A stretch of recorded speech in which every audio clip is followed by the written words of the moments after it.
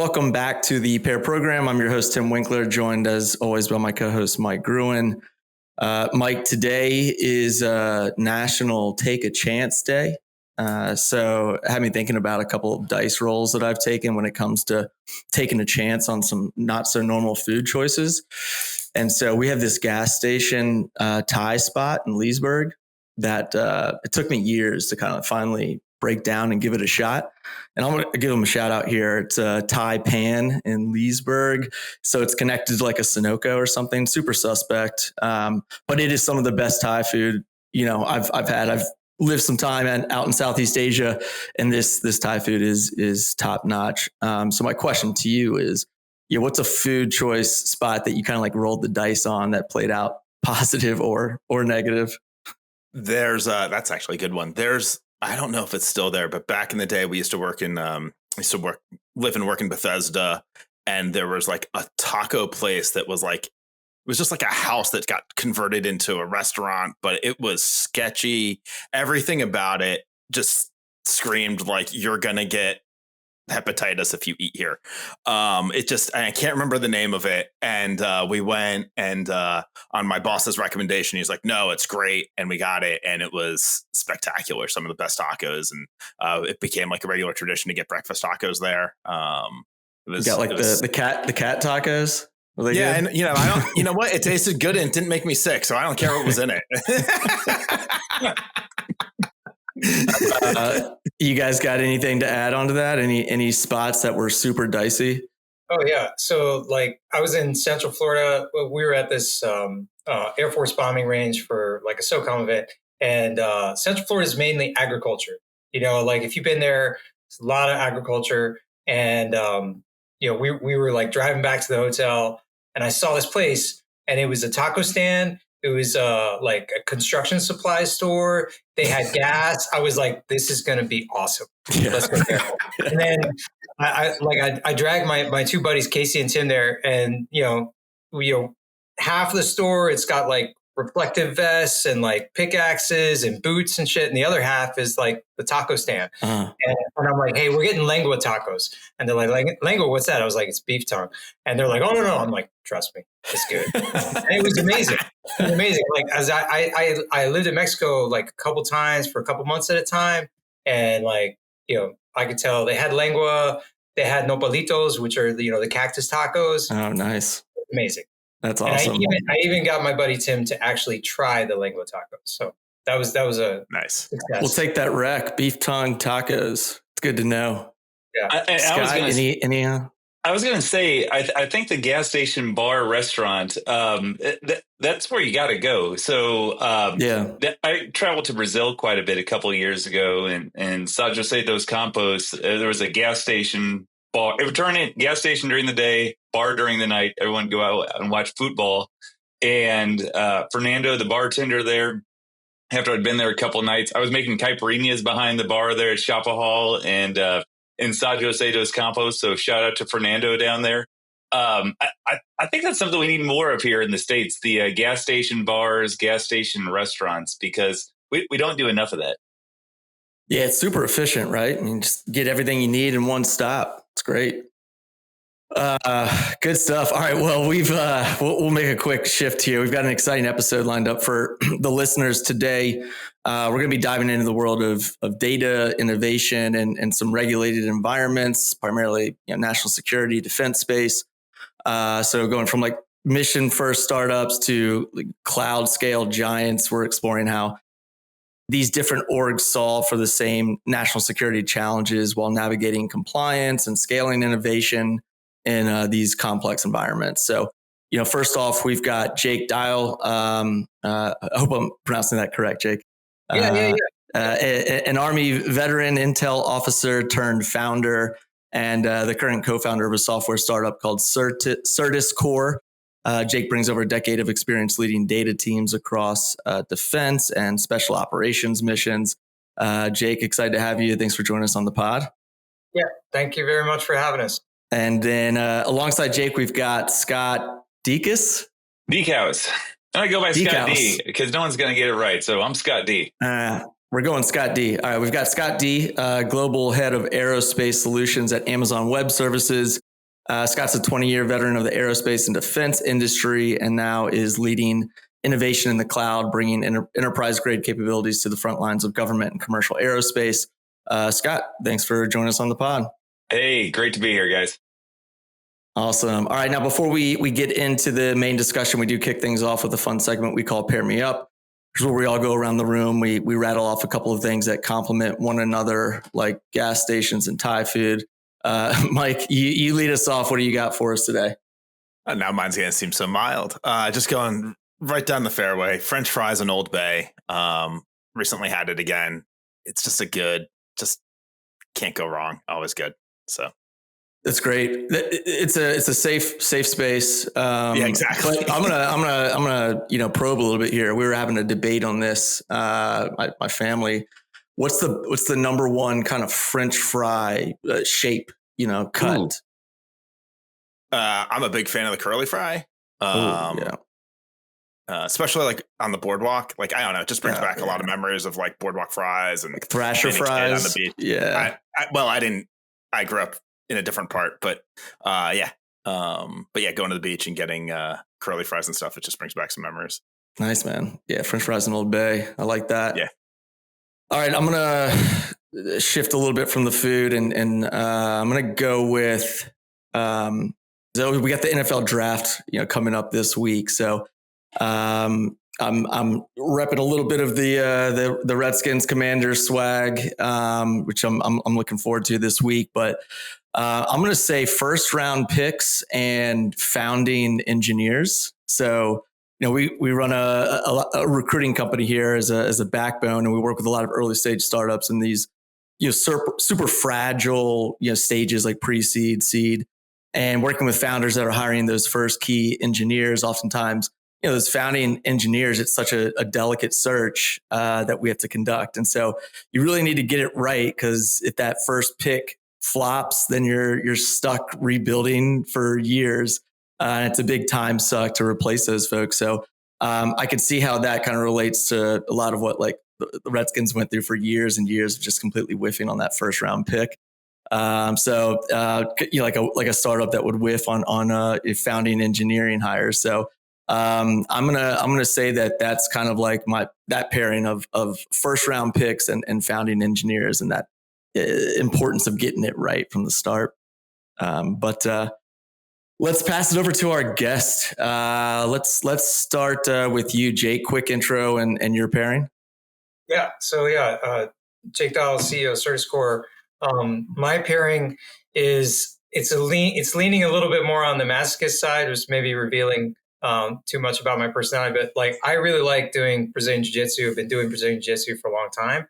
But the pairing with Brazilian Jiu-Jitsu is cold plunges, and the reason why is because like.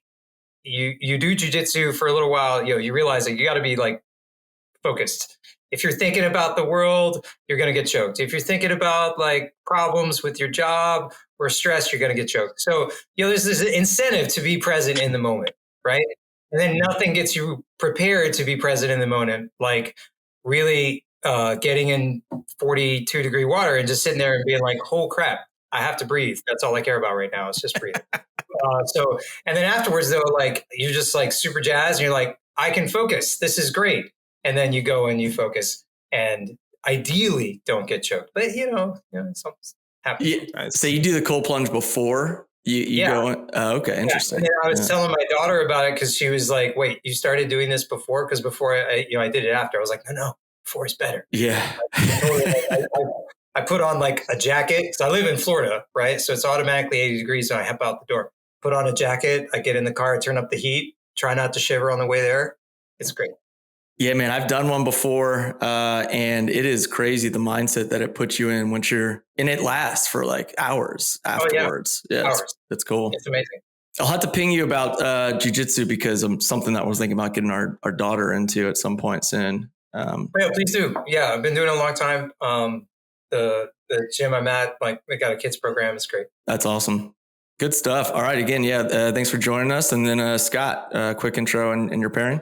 So Scott D, and I lead the aerospace solutions team here at AWS. So we're working with companies, Lockheed, Airbus, Northrop, all the way down to the startups. So Archer, Beta, Joby, Jet Zero, and everyone in between, just helping them with technology solutions and hopefully getting their zeros and ones where they need it to go. And so my pairing is beer and baseball. And when I think about that, I do a lot of coaching. And so my 6-year-old team where I coach, it's more of the bush lights after the baseball practice and after the game is over, when you're trying to make sure that all the monkeys aren't climbing up and down the dugout and they're running to first base rather than third base. And you get together with the coaches and the parents afterwards, and just you're able to go get Joe the construction worker with Ted the bank founder, and just all coalescing around baseball and little kids baseball, and helping them to learn how to work together on a team and be team players, and pop the cooler after the game's done, let the kids go climb on the gymnasium and go at it. We live in a really small town called Dieckhaus, Missouri. And it's like the center of the town, the baseball place that's out in the middle of the cornfields.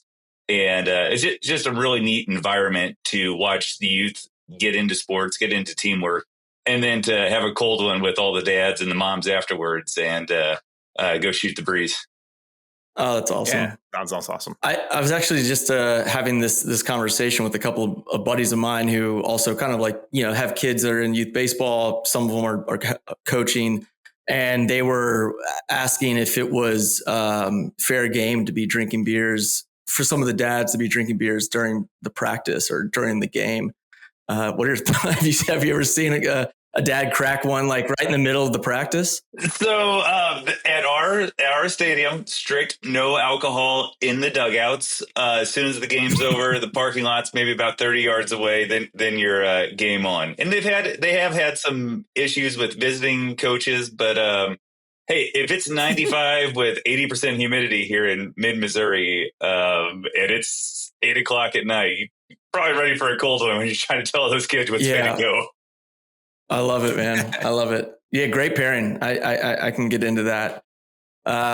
Cool. All right, good pairings all around. Let's go ahead and get into the heart of it here. So, this episode is all about how we build, secure and scale data solutions in some of the more regulated and high stakes environments out there. And so with tech modernization moving so rapidly in defense, areas like warfare are entering a new era that some are calling agentic warfare. I was just reading an article about this on War on the Rocks, where AI agents will revolutionize military operations, analysis, and planning, and this futuristic battlefield where the use of autonomous AI agents are used to analyze data, generate plans, collaborate with each other, and provide options to human decision makers in real time. And these agents will leverage, a ton of historical knowledge and current data to do things like anticipate enemy actions, develop countermeasures, optimize resource allocation. And, this is a completely different way of operating compared to how battles were fought throughout history. And from many of the conversations that we've had on this podcast with leaders from venture, industry, and heads of government agencies, the U.S. is leaning into this modern method, but it's not as simple as just jumping in, the modern tech bandwagon. The tech must work in parallel with human warfighters, which are super sensitive environments. You're processing massive amounts of sensitive data at machine speeds to provide indications and warnings and dynamic war plan recommendations. And so the key point of this equation that we're going to be dialing into for this conversation is the data aspect of that, and how that very secure data that's distributed, across numerous platforms and domains is accessed and processed. And it takes a ton of meticulous effort to do so. So our guests are here to help explain how that's being done in our current landscape. And I'm excited to dive into it in more detail. So I'll start with you, Jake, and maybe a good jump off point would be telling us a little bit more about what you're building at CertusCore, and how are you tailoring these solutions for these defense and national security customers. a lot of people don't necessarily realize that, the battlefield is a very disconnected place. You don't have internet access. And if you did, that would be an indicator to the enemy where you are. So you really want to be focused in on bringing everything that you need with you. So,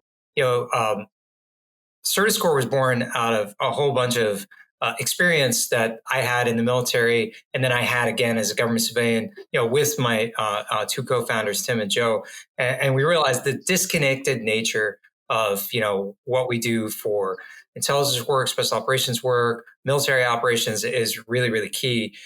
So being able to provide people the ability to integrate sensor data, integrate drone data, and then have that focused on a mission with the context of the mission, and then create in just like a chat-based interface was really the direction we decided we wanted to go. So that's what our platform does. We're a software company. We're kind of laser focused in on that and on that segment. And there's all these drones that are being fielded, these new sensor packages that are coming out, these existing sensor packages that are being shrunk down to kind of man-portable size. So we really see that as the problem to solve. How do you get the data pushed together, for the least technical operator out in the field to make a decision?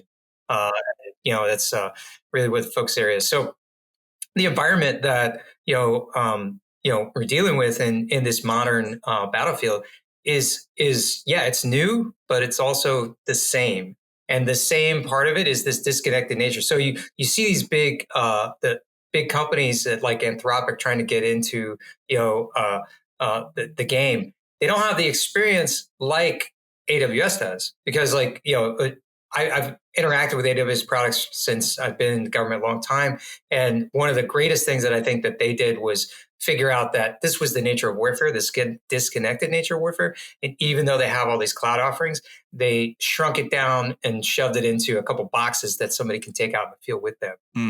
Really applaud AWS for that. And that's just the reality of that AI battlefield is that there's all this data everywhere. But it's not like you can just hop on the internet and use all of these tools in these giant data centers that people have access to right now. Yeah, and I want to hear a little bit more about that from your angle, Scott. But I'm going to pull a little bit on this thread with you, Jake, too. How do you kind of work with the customer to decide like what data matters the most when you're talking through like speed and clarity are all these things that are super critical to the mission? Yeah, so we fortunately had all this experience in government kind of doing this, even though I was a government person, I had government customers. And we realized during that time is that the value of data is really in the eye of the beholder. And it's really related back to like this seminal thing that if you talk about to people in the military, or, like I was in the military, when you say this word, it does mean a lot. It's their mission, so what it is they're trying to do and what data they care about is all dependent on the mission. So it's really in, the eye of the beholder, like what is value.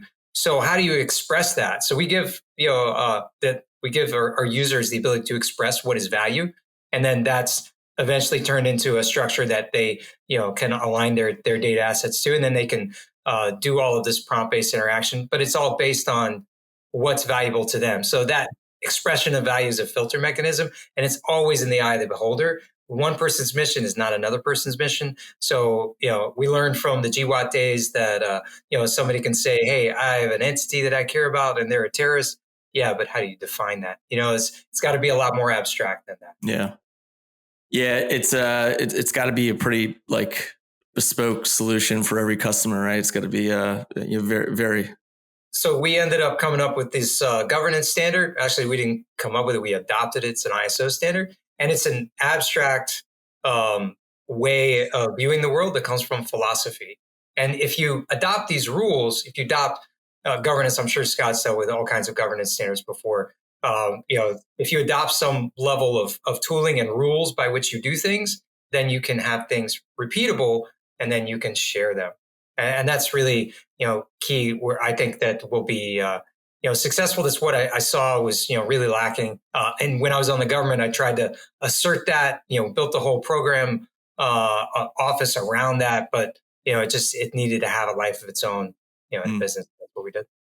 Very cool. Is that a philosophical concept, an ontology? Is that what you're sort of referring It's actually, to? it's called a top level ontology.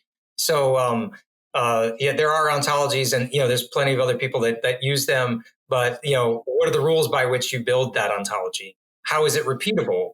How can you do what you did again in a way that can produce schema that then is you can transform data into? And then if you want to reuse that, how can you reuse parts of it?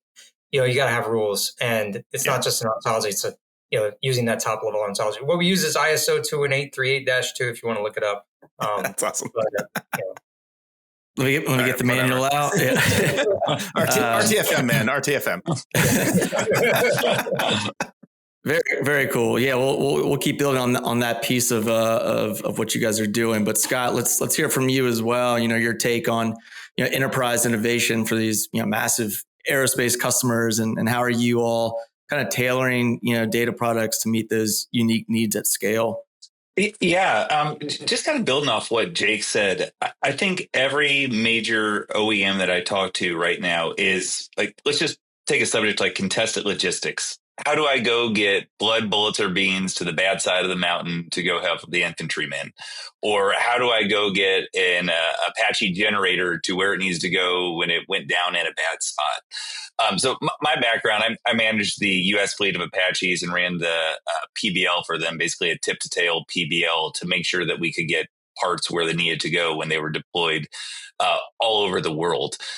And really trying to figure out how you're getting sensor data, how you're able to get images of what's going on the aircraft, how you can go say, hey, how many rounds has that gun fired, so I know when to go bring in new bullets. Those are the kind of things we're working with. Like, how do you go develop that connection of networks and make it repeatable? Because I think what the government doesn't want is, Lockheed has one thing, and Boeing has another thing, and Northrop has another thing, and all of the major OEMs are out there selling their own product. Who are the people that are going to be able to step up and connect that data together? So while we're talking about kind of the data schemas there, I'm a really simple person, least technical person on every phone call that I am on.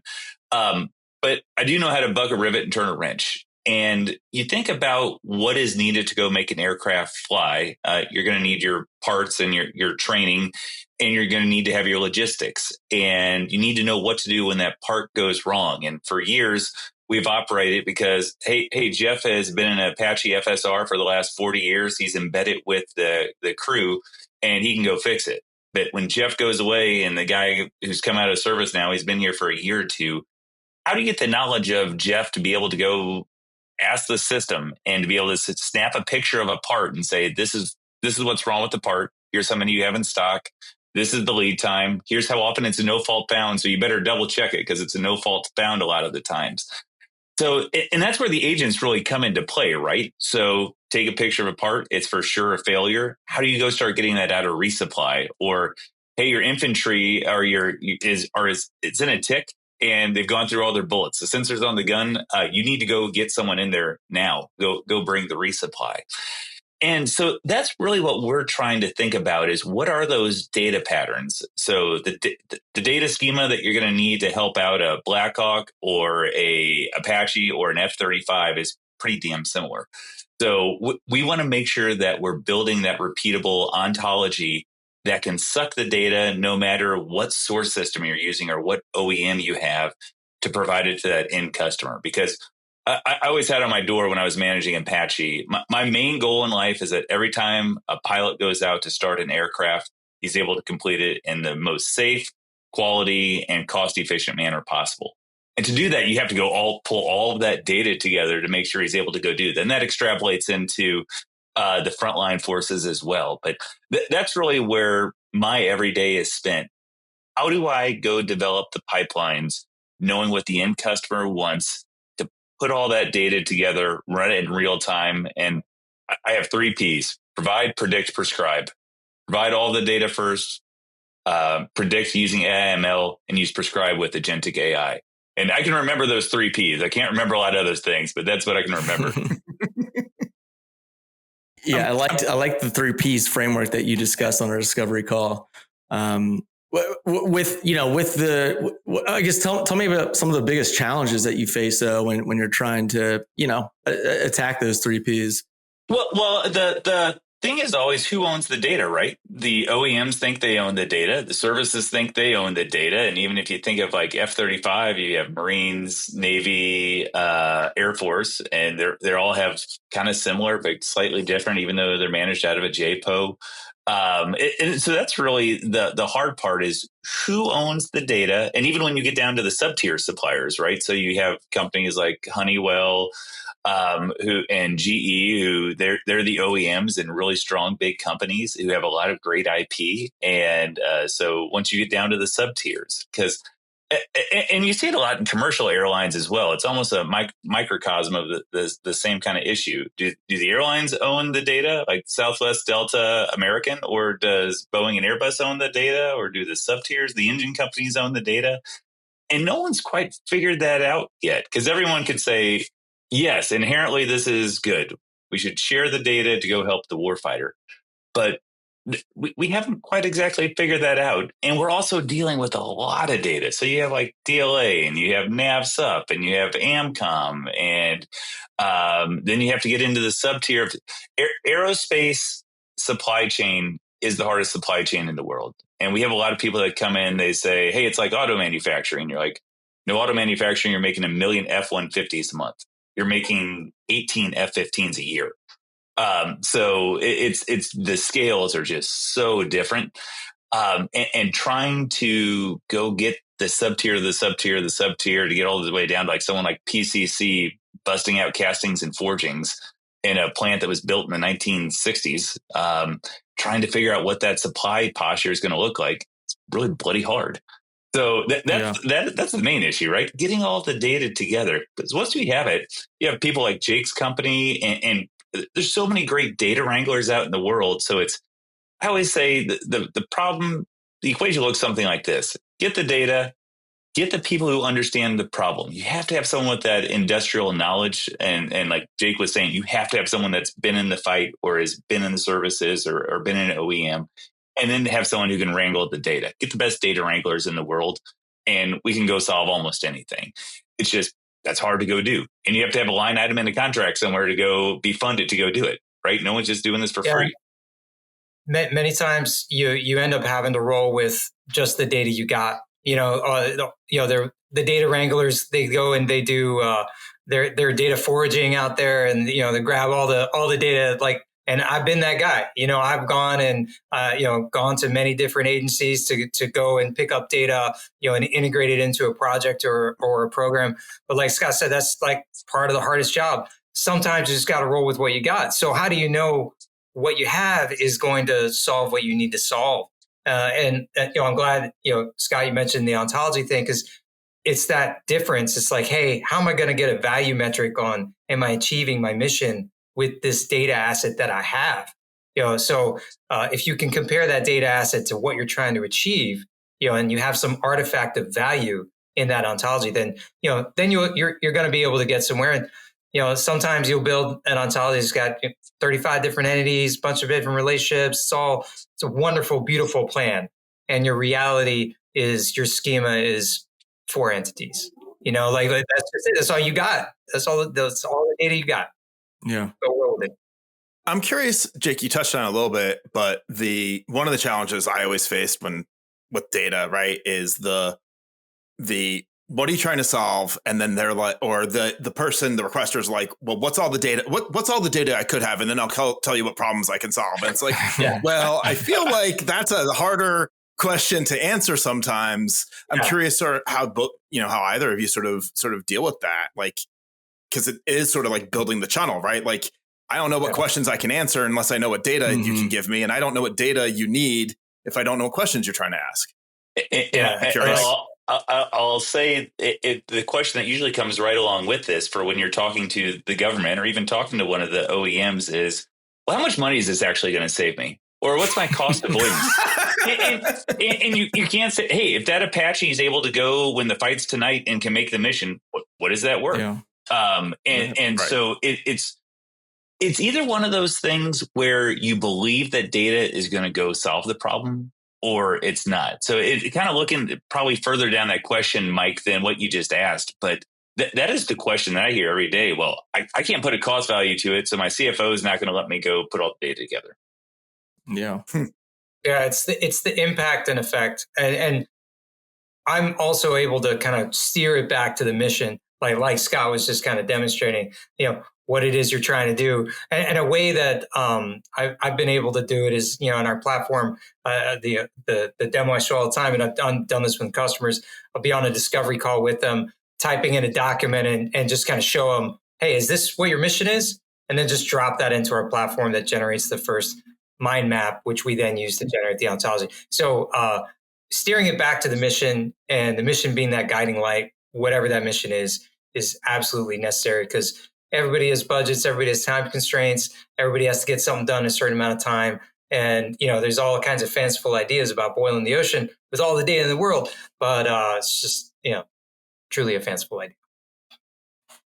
I'd imagine too. So something I wanted to make sure that we touched on was kind of like navigating the compliance landscape, right? Because, you've got all the acronyms in the world when it comes to, CMMC, FedRAMP, IL6, working in these sensitive environments. Of course, everything needs to have a, high level of regulation and compliance. So how do you guys go about this, Jake? Like, how do you go in and ensure that everything's, all that data is going to remain very secure? And, what are maybe even lay out like for, some of the listeners of like what compliance terms actually do and mean? Yeah. So, it all comes back to the same cybersecurity, the same NIST standard that everybody uses. It all maps back to that. But, this whole like IL4, IL5, IL6, or wait, I want to be on JWICS. Okay, what flavor? No, it's COE domain. All that stuff. It really just comes down to an assertion by a cybersecurity professional that there is a limited number of vulnerabilities. So really, when you're trying to build solutions, you have to architect for that environment. So you in essence have to know a little bit. And if you don't, you have to be able to rely on experts or expertise that helps you architect your solution. But it's got to all transmit on port 443, SSL, reverse proxy entry, only one entry point. Like there's all these requirements. So it's really depending on your customer. So when I deal with like the military, they're going to say, hey, it's going to hold CUI information. It's got to be on this IL5 network, so on and so forth. And then I know there's a pathway, to that that security level. And now there's truly more people providing that pathway as a service. Mm-hmm. There's like Second Front, Palantir has an offering in this. There's other companies that are out there standing this up. So there's more pathways in there. If I'm talking to like federal law enforcement, that's a different pathway, and they have different requirements. Maybe they're doing FISMA high. Maybe I got to deal with that, and maybe I have to do CGIS. Like it all depends on that federal customer, but it all maps back to the same NIST standards that everybody has to comply to.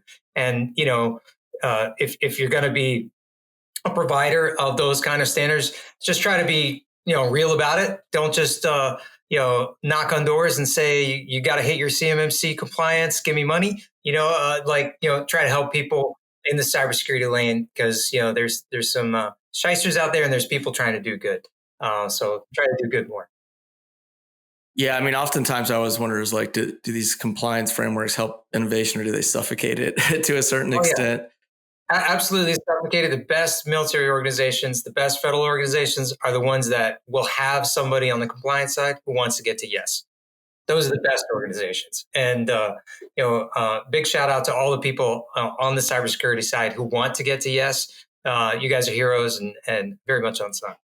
Yeah, those are the ones who recognize when the standard's a little behind and what you're doing is actually better than what the standard says. Yeah. One that comes to mind who's actually a higher up in the leadership food chain now is Danny Holtzman.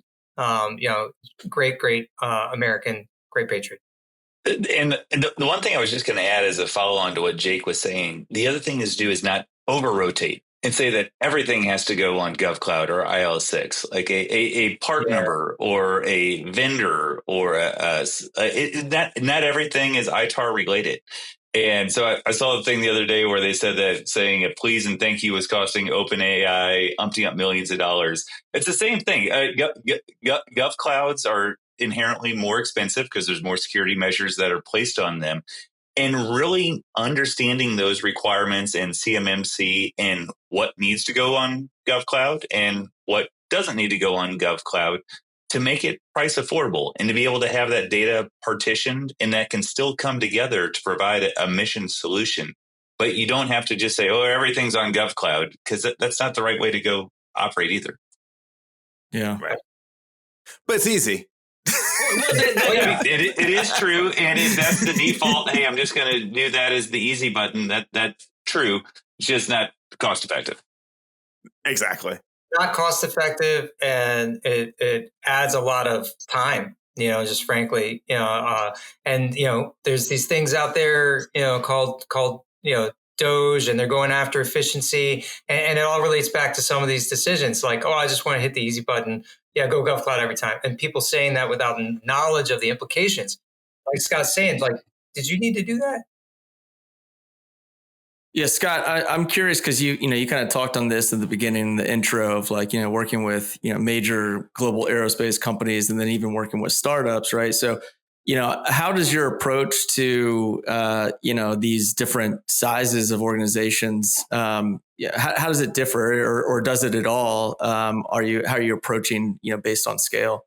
Yeah, absolutely. I mean, the large OEMs that we know and love, that we see our warfighters flying around their product, they've been doing this for decades, and they have cybersecurity teams, and they are not usually the ones that are coming to ask about CMMC compliance. What we do have are a lot of those startups, and you think of all the eVTOL startups, a lot of them have been funded by AFWorks, and they have DoD workloads, and that they're probably going to start hanging stuff off of some of those aircraft that look different than just hauling around passengers. And so that is where we spend a lot of time. And like for AWS, we have a framework for how you would get CMMC compliant and going through the 130 or whatever we're up to steps. And that is where we like Jake said, there's a lot of companies that'll go help handhold with you. We help handhold. You have people like myself who will go talk to them. But it is not the companies that have been around for 50, 60, 70 years that need that extra love and caring. It is those ones who, hey, we have a really great idea. We have some good funding. We're going to go start working with the DoD. How do we meet that CMMC compliance? And what is IL6? And what does that look like? And the other group of companies are, every commercial company also wants to work with the DoD. And when you get down to 2, 3, and 4 layers deep into the supply chain. So if you can think, hey, Boeing's working with someone who works with someone who works with someone, and all of a sudden you end at Joe's mom and pop machine shop, they also have to be CMMC compliant.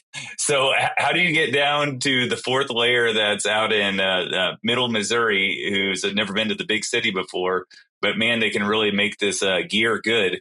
How do you help make sure they're CMMC compliant? And that's where we spend a lot of our time and effort trying to help those type of situations. Yeah. Yeah. I wanted to make sure that we touched on this before we kind of close, because Jake, something that I'm always intrigued with is, startups that are either, dual use, right? Hear this term quite a bit, but how they start and what side they start on. If is it the commercial side, do they go straight into, defense or national security first? What was kind of your all's journey through this in terms of getting your foot in the door? And the follow-up to that is, what's the strategy in terms of how you take what you've been building and break it into other areas outside of defense or other commercial sectors? Yeah, that was a good question. So I was in intelligence community for the majority of my life, and I realized I was dealing with this problem and had been dealing with this problem for a long time that, commercial industries are just, now starting to deal with, which was I wake up, I have new data, I have a new problem, and I have to fix it. I have to put together some kind of product and, move forward. That we thought was kind of the basis of our problem. We just knew the industry. We knew, I've had a TSSCI the majority of my life, the same with my co-founder. So we're like, okay, we kind of know how this works. let's start here. We know the industry, we can get some good work, and it satisfies really this mission aspect of who we are, and what we're about.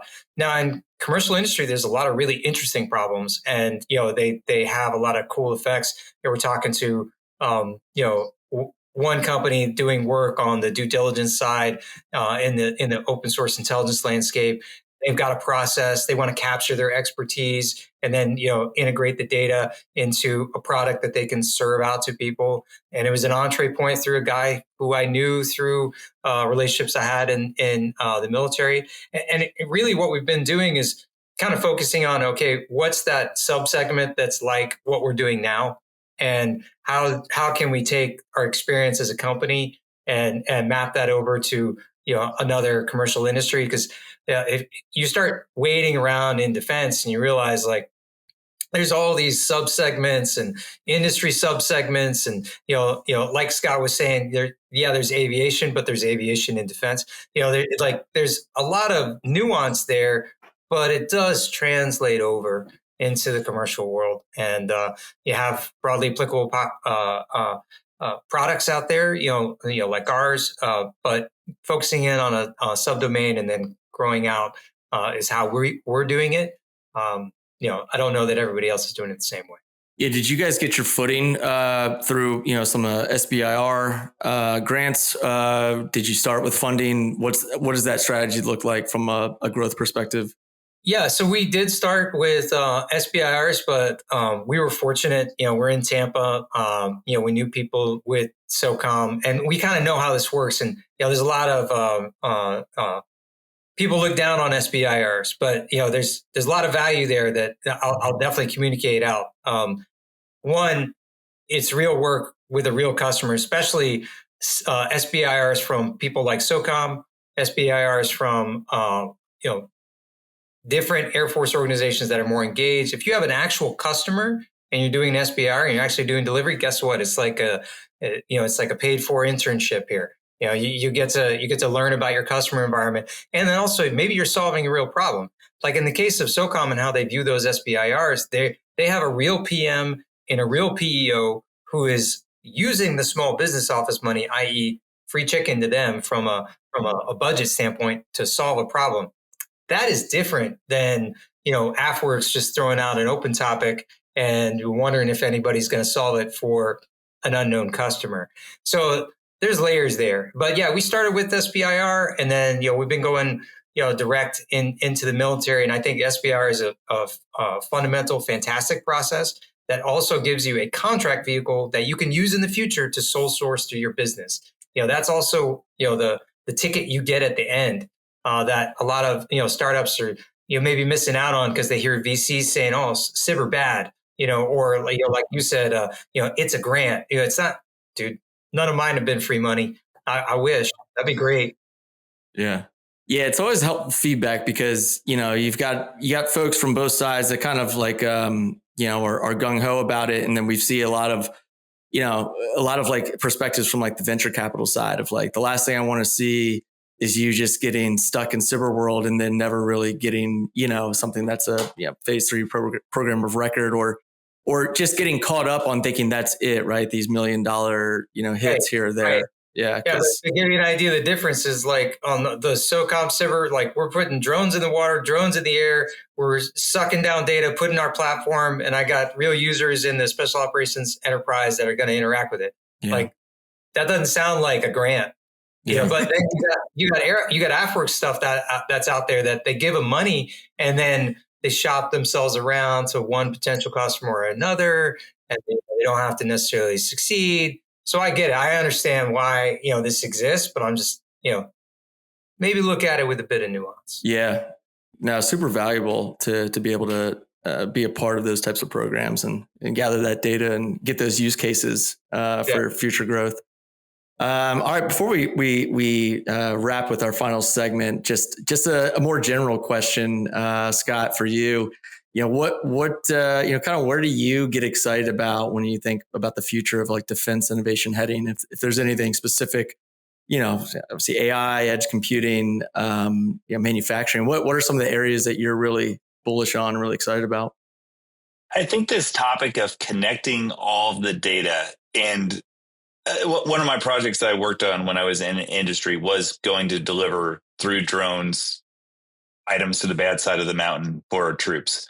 And that really got me excited. I watched the documentary Restrepo, and for those of you who haven't seen it, you need to go see it. And to go see if someone's in a tick, what they're going to do and how to go get that resupply to them. So really utilizing all this data to make sure that all the missions can be accomplished and having it in real time. And I always say, I don't really like to work that much. I like to go have a beer or a margarita on a beach and have my phone tell me what to go do. That's what I really want to do. I want the agent to go bring it up, serve it to me, thumbs up, thumbs down, and be able to have that situational awareness to go help our warfighters, our commercial airplanes, and just everything in aviation. And so that's what really gets me excited, because I know the potential is there and we're going to get there eventually. I just don't know if it's going to be in 6 months or 10 years, but that day's coming. Good stuff. Jake, same question for you.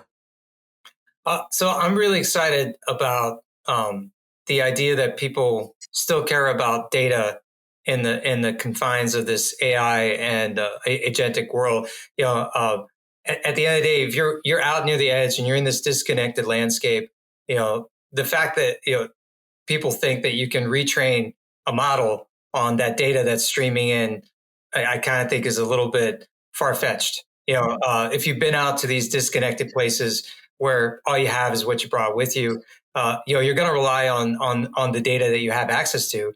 And then those agents, you know, kind of to Scott's point, need to have access to that data, and then they could give you good responses. But, you know, when it comes to like warheads on foreheads, you got to know like what you're doing is the right thing, you know, so you have to still map it back to the data. So the data needs to be connected, you know, to what you're interacting with from an agentic standpoint, you know, any kind of you know, LLM-based interface or anything like that. So I'm excited for all these opportunities and all this technology, and I'm glad that people are kind of learning. Hey, you know, it's still about what those observations are in reality, not maybe, you know, tokens generated from a model. Yeah, well said. Scott, real quick, what was the name of that documentary?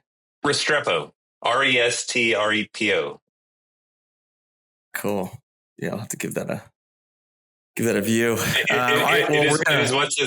It's what it's all about. So it's a good one. It's a real deal. I like that. All right, we're going to transition to this final segment, the 5-second scramble. Simply put, it's quick questions and you know, fast answers. So, Mike, I'm going to have you kind of just lead off with Scott, and then I'll close with Jake. All right, sounds good.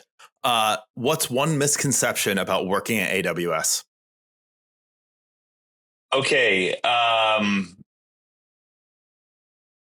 Let's see. That all we do is store data. And I think that's why when we talk to aerospace companies, they're like, you deliver my goods to my house and you provide just storage of data.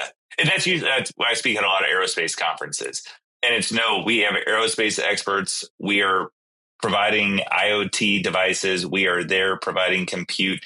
And we work with every major aerospace customer and DoD customer in the world. So that is, people always think like, why are you even, what do you even do? And so that's really a big misconception that we are still fighting to overcome. And I'm glad to be here talking about aerospace and DoD and national security, because we're there and we want to go help out. Awesome. What's a cultural value that you impress most upon your team? Learn and be curious. So AWS is guided by leadership principles, and learn and be curious to go search out new items. And I think the other leadership principle that I always like to do is think big. I've always heard you can think big and think small, and you're probably going to do whatever you're kind of thinking of. And when we talk about connecting all of the data for the DoD, that gets me excited. And that's really what I want to get my team thinking about is, how do we think of the biggest problem we can go solve, and let's go attack it. What qualities do you look for in a new hire? Tenacity and aptitude. Like when I started AWS, I didn't know anything about cloud computing. but I had someone take a chance on me because they knew I knew aerospace and I could go learn. And a lot of this stuff, the data wrangling, the cloud computing, it can be taught. You can't teach tenacity. That's either you got it or you don't. What kind of tech roles are you guys hiring for? Gosh, we are hiring for solutions architects. So folks that know how to move the zeros and ones around and know how to like start developing those ontologies and create solutions.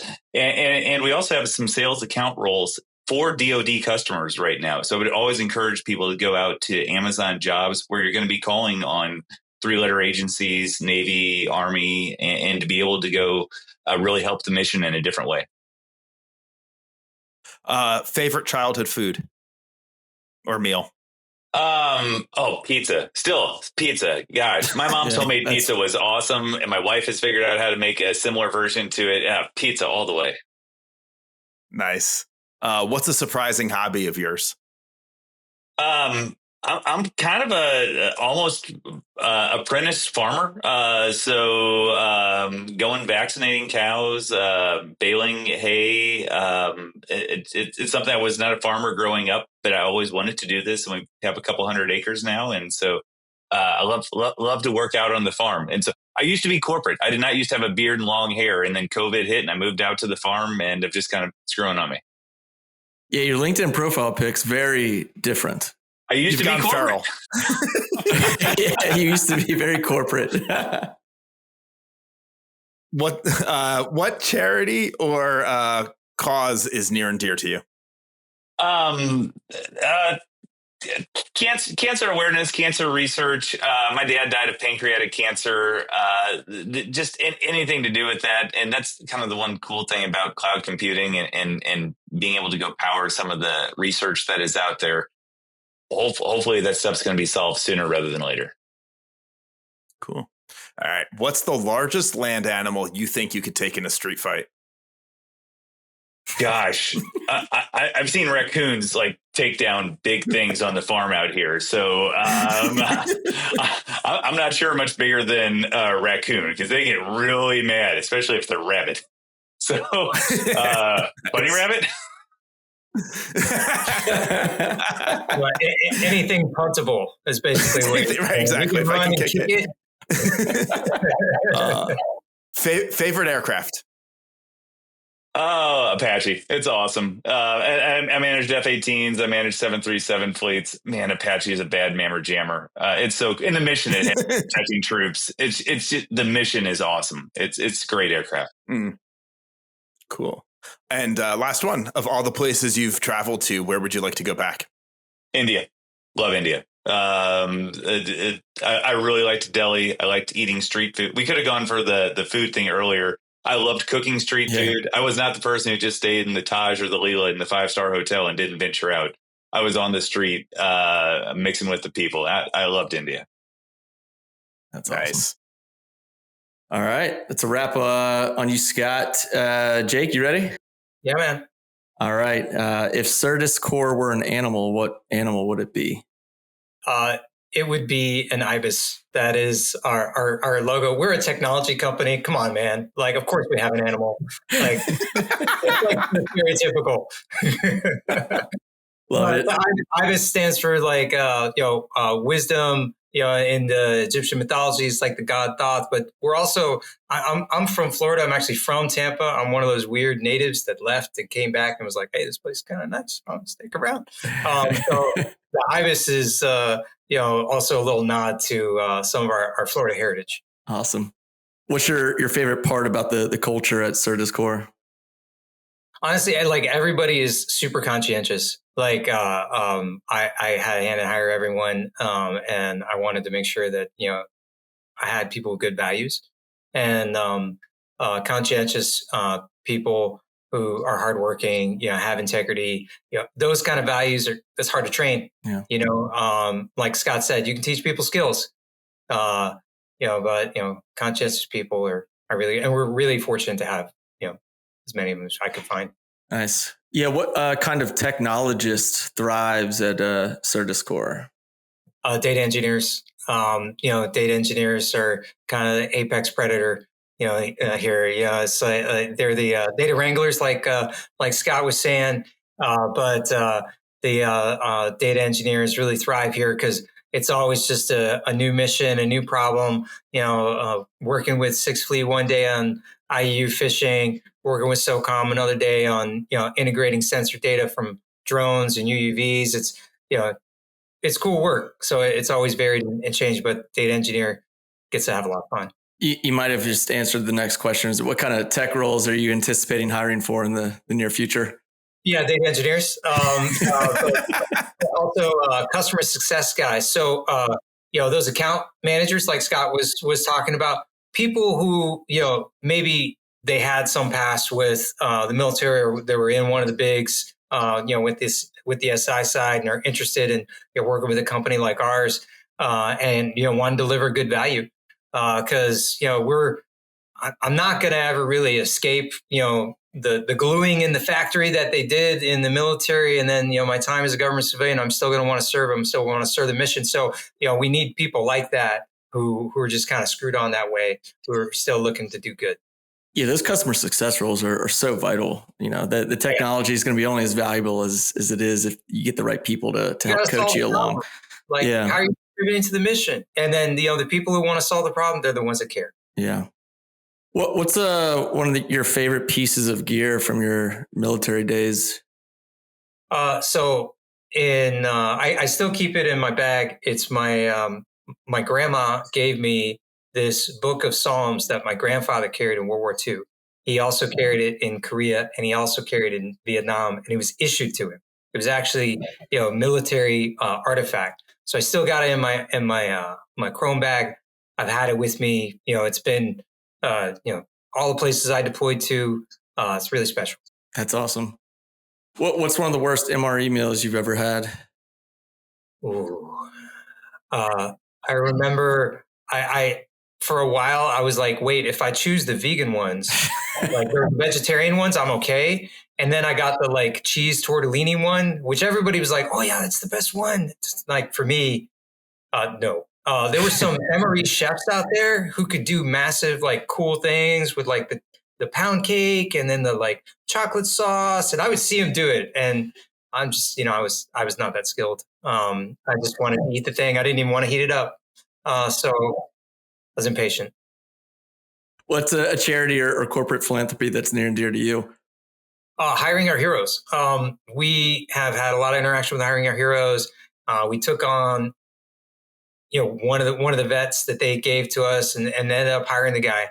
Hiring Our Heroes provides a great opportunity for people transitioning out of the military to do their skill bridge time, and then also get certificates with people like AWS, people like Google, and and then they put them out in the job force. And me as an employer, I'm not paying them; they're being paid by the foundation. They get a trial run with me. I get a trial run with them. They're just doing great things out there. So a big shout out to those people. Yeah, for sure. We'll push that out in the show notes as well. What was your first car? My first car was a 1982 BMW 318i that I bought off of my grandfather for $850. And it was amazing, and I loved it, and it promptly blew up. And then with an engine in it. But, not a lot of acceleration, but it could corner. It was cool. Oh, that's awesome. Well, I'll have to do a little Google search on that. It sounds like a badass car. That's a two-door. The hood opens the wrong way. It's all kinds of European. It's cool. Favorite jiu-jitsu submission? Lately, I've been loving my arm-in guillotine. But the one that's deep in my heart is my Kimura, which is the shoulder lock. It's just it's always been there. It's always the go-to, just in case if the choke doesn't work out. All right, last question. What was your dream job as a kid? Oh man, I know that I really loved sailboats as a kid. I wanted to be a sailor, but I knew that that wasn't a job that I could do because all of the drinking genes got spent on the rest of my family. Like I couldn't do that.